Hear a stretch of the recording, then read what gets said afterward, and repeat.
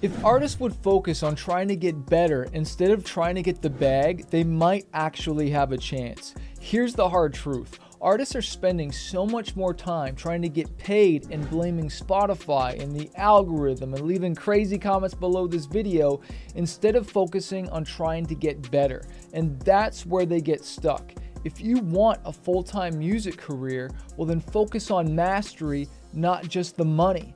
My name's Chris, also known as the Artist Manifest. I have about 500,000 monthly listeners on Spotify. I've been doing music full-time for almost 20 years, and I never got into this music career for the money. I wanted to get better. I wanted to impact my friends. I wanted to write a dope 16-bar verse. I wanted to learn how to write catchy choruses, and I wanted to go to the open mics and get respect, or I wanted to perform on stage and tell my friends about Jesus. Really, that's why I got into music. Because music had impacted me, whether that was Michael Jackson, Wu-Tang, the Beastie Boys, Eminem, like who names it? There's so many different artists that impacted me and made me feel a certain way. And I wanted to write songs that would impact other people that way. And I started writing music in the late 90s. I didn't release my first EP until maybe 2001. So it was years before I even released anything. And that was CDs back in the day. We didn't have iTunes and Spotify and all this stuff. And so we just wanted to put music out there and we wanted to make it great. And even then, I wasn't like pressing CDs. So it's like, yeah, I could go and then sell them. It was like, I made a CD. Like I made art, we did photography, we did all these different things to put this out into the world, right? And I wanted to play shows, and sure, we learned how to book the shows and whatnot, but I don't even remember it being like, oh, let's see how much money we can get from the show. It was like, hey, there's going to be 500 people at this show. There's going to be thousands on here. Like it was always focused on fans and getting in front of people and just trying to get better. Like I'll never forget like getting the demo back. And they used to just press the demo of what we did that day in the studio on a CD. And I put it into my car stereo. And I remember being like, this doesn't sound good enough, man. And I'd be like, man, we worked so hard on this thing and it still wasn't at the level I wanted it to be. It didn't sound like those other songs. It just wasn't good enough, right? And I started working with better producers and all of a sudden the songs are sounding better and all of a sudden the reaction from the people at the shows was better. And long story short, we kept on playing shows and I had the opportunity to get signed. And I remember going from 5 days a week, working 5 days a week at my job to 4 to 3, and then I remember asking my boss for a leave of absence where I could just like leave for a time so I could go on tour and then come back to my job. And then eventually we got signed to this deal, and so I finally quit my job. And again, like I didn't get an advance even on the record deal, right? And I was never really focused on the money. Like I even remember when I approached my lawyer, and because we had this management deal, and he was like, well, man, like, do you think he can give you enough income so that you can pay your bills? Like, I remember it was just enough so I can like survive and do music full time. It was never like, I want to make all this money and I want the ROI to be right. It was just like, no, we were like just blind, just going after this dream, chasing it, not thinking about anything else, which is partly why I went $30,000 into debt, right, to build this music career. And then I finally realized, okay, I do need to make money from this thing. How can I make money from it? And that's why I call my business Smart Music Business, because I made a lot of mistakes, right? And so I realized I could make money from shows. And so we started booking shows. It's like, hey, I could get $1,000 a pop or $2,000, $1,500. Oh, wow, we can sell merch and we can actually make money doing this thing. And I can like actually dig myself out of a hole. And I share the whole story of this in my book, Fighter, 5 Keys to Conquering Fear and Reaching Your Dreams. And then eventually, the first record just didn't do anything. We learned how to play shows. I survived. But it was my second record that finally took off in Japan. And we started selling like 10,000 albums a week. But you got to understand, like when I remember making that record that did really well, and I invested $10,000 into that album, which is nothing. You can spend $10K on a song. You can spend $5, $6K on a song, which I have multiple times. I like to keep it way below that now. Sometimes we just do partnerships with people so that we can, just be 50-50 on stuff. And there's sometimes no money exchange, right? There's so many creative ways to do this, right? But anyways, $10,000. And I'll never forget the producer looking at me. He's like, you don't even know what I've handed you. Like I've handed you an amazing record. And he was right. Like he did. Like I remember at the time, I remember us even going out for this Italian dinner with I think it was my wife at the time, and now I think it was his girlfriend. I don't know if he was married yet. But I remember like he kind of like paid for the meal, and it was kind of like I kind of thought to myself, well, I just gave you $10,000. You should be paying for the meal. Like I thought that in my head, literally. And I didn't realize what he had done for me.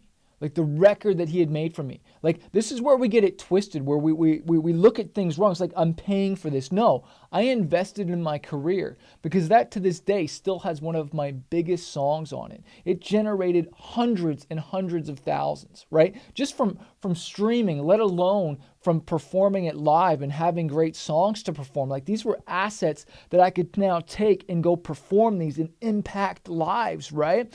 And at the time, like I didn't care that it costed that much, because I remember like I was just like, I want a great record.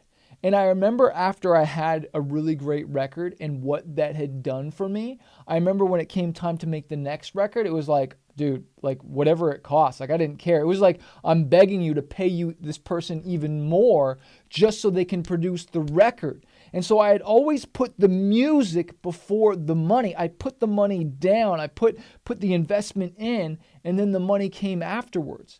Now I've learned that, like, you know, it's a risk. You know, you got to take a chance. But I always found out that songs in the long term, great songs, maybe they didn't even pop off right away, but long term, the cream always rise to the top. So if I can encourage artists to make the best music you possibly can, get the best producers working on your music, get the best songwriters you can work with, to collaborate with, to like work on your ideas, right? Because it's songs that are the foundation of everything. Like, I don't get paid for any of those shows anymore that I did. I got paid once. Yes, it built my music career, got in front of people. I still have some of those fans from that still DM me, oh, I remember you played at this show years ago. You came to my school. You rocked this festival, whatnot. Like, that's amazing. But it's the songs that are still working 24/7 for me. That's why I call my book Spotify Profits, right? If you haven't got this one yet, right? It's because I did the work on the music years ago before even Spotify existed. It's now on Spotify. It's continuing to get streams constantly. You've heard me say it, Swiss dollars. It's earning me sales while I sleep soundly, or streams while I sleep soundly, right? For work I did years ago. And I've shared this in other videos that Warren Buffett says, look, if you don't learn to detach your income earning ability from time, you'll be working until you're an old man or woman. So you need to be able to learn how to make money while you sleep. And Spotify, whether you love it or hate it, has given us the ability to do that. YouTube, same thing. Apple Music, all these online platforms. Sure, we can complain about the royalty rate, or we can say, no, I'm going to make better songs so I get my streams up, right? Like, it's crazy that 80% of artists that release music on Spotify have less than 50 monthly listeners. Like, that's insane. That just shows you that people see this like money-making scheme, or this, they think it's a money-making scheme to like, oh, I'm going to put music out there. I'm just going to post a couple times on TikTok and I'm going to blow up.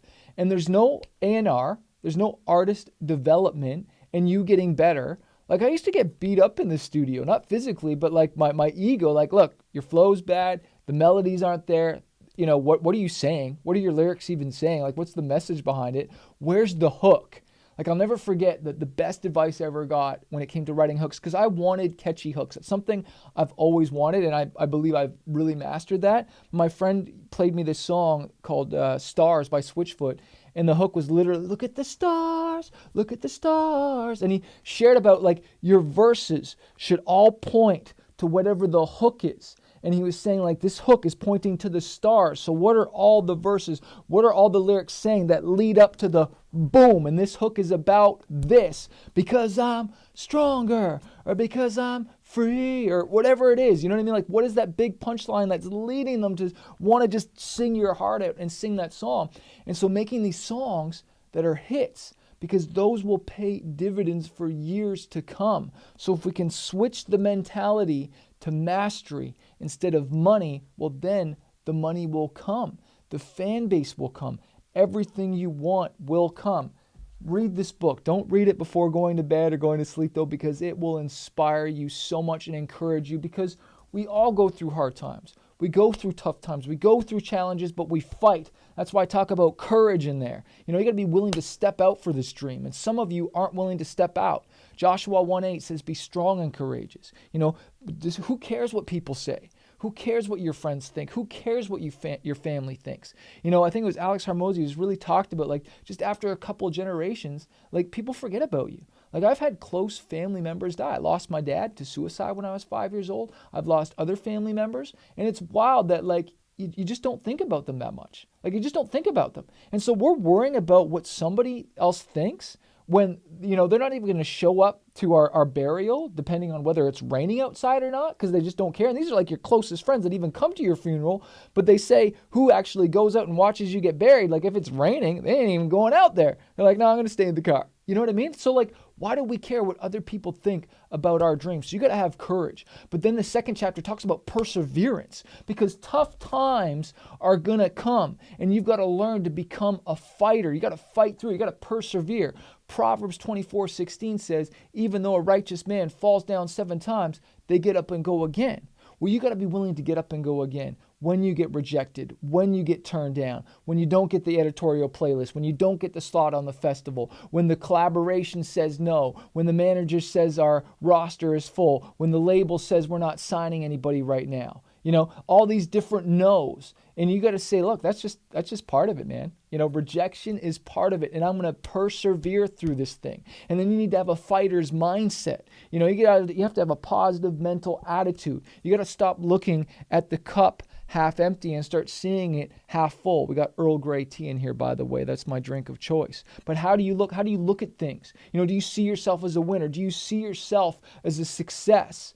Because you need to have that winning fighter's mindset, because when you do face those tough times, you got to reframe it. You got to re-jump it in. Like when I used to be scared to do things, I'd be like, okay, I'm not coming here to take. I'm coming here to give. And then it flushed the fear out, because love casts out fear. Right? And then you got to be willing to have willpower. You just got to stay with it. And you got to have dreams. You got to have goals. We're at the end of the year here. What is your vision? Where do you see yourself going? The Bible says, write down the vision and make it plain. Write down your goals, bro. Write down your goals, girl. Where do you want to be next year? Right? And how are you going to get there? I'm going to do this step. I'm going to do this step. You're going to chunk it down, right? You see, dreaming is picturing who you are today, seeing where you are today, and then contrasting it who you can become in the future. Because you're right here, but who can you become? Who cares about your past? I don't care about what they did to me, what happened. I can blame my dad for not having a dad, being bullied, whatever it was, getting picked on. This happened to me, they ripped me off in the deal. Or I can say, okay, I'm going to write about that. I'm going to write a story about it. I'm going to write songs about that. But that's not going to determine who I become and who you become. Because there's a purpose, there's a plan for your life. Jeremiah 29:11 says it, whether you believe in God or not, He believes in you. I believe in you. It's not about how you start, it's about how you finish. And if you stay in the game, you're going to finish great. But you've got to push through that messy middle. You got to push through those dark times. I sometimes sit in here, man, I just feel so depressed, so discouraged. Sometimes I don't feel like writing. Yesterday I was pretty inspired, I was pretty pumped up. I wrote a bunch of stuff. I didn't get anything, but it was just a fishing day. It was just a sowing seeds day. I was planting ideas, right? Didn't get exactly what I wanted, but I'm pushing through. And you've got to push through as well, okay? Read this book, Fighter, 5 Keys to Conquering Fear and Reaching Your Dreams. If you don't got Spotify Profits, get it. Stop being a hater of the game. Learn the game, master the game, and go make an impact with people. You've got something in here. You've got a story that you need to share it with the world. Will you do it?